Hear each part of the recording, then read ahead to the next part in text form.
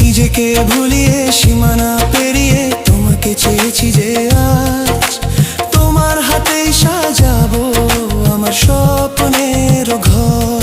আমি তোমার প্রেমে পড়ে দুনিয়া ভুলে গেছি।